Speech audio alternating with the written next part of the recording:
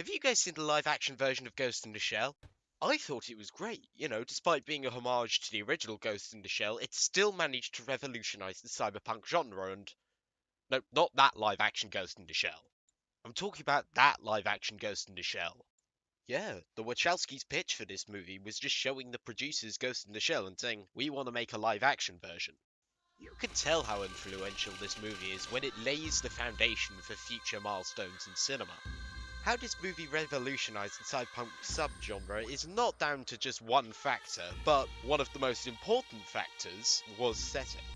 It's set in a world where humans can separate their brain, their ghost, from their physical body and put it into other physical bodies, or shells.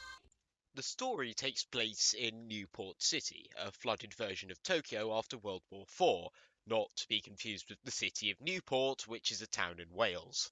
The city is based off Hong Kong and it is very apparent in its architecture. Unlike other entries in the cyberpunk subgenre, the architecture isn't overbearing or far-fetched. Take Blade Runner, for example, considered to be the grandfather of cyberpunk cinema. The buildings are Leviathan and tinted with neon at every opportunity. However, Ghost in the Shell's architecture is mainly concrete and glass. It in fact looks like something you might see today. The technology, like the architecture, doesn't try to be too futuristic either. The cars just look like regular old cars, just given a few more years of industry upgrading, and the Major's gun is the P90, which had just been put into commission 4 years before the film was released. This movie couldn't have come out at a better time because it came out during the computer age. The integration of computers into daily life made the concept of cyborgs not so far off. The idea of people being connected to a network was not so far off with the introduction of the internet, although I can only assume the network here isn't dial-up.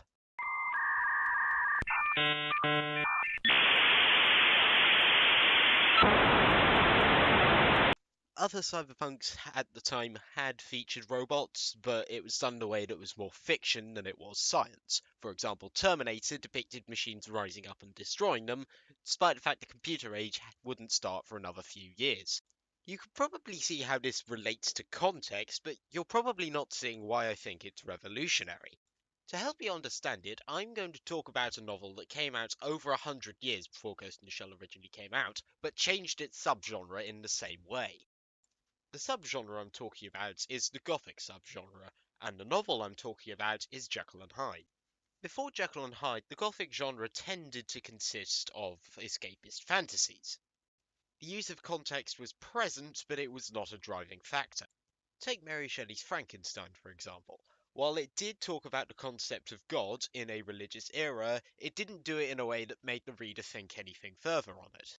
It also didn't help that the setting wasn't very relatable to its audience, because it was set in the Alps of France and Switzerland.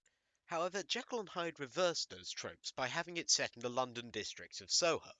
This helped to ground the fears of its audience as it was set in a more relatable setting.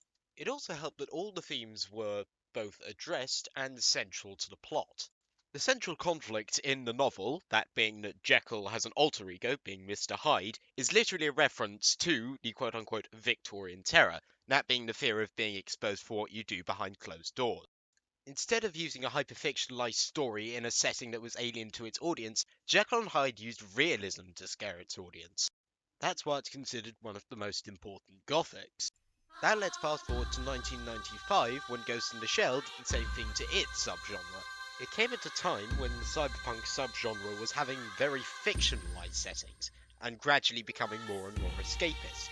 However, Ghost in the Shell broke this trend by not showing the society of the future, but instead showing our society, moulded by technology.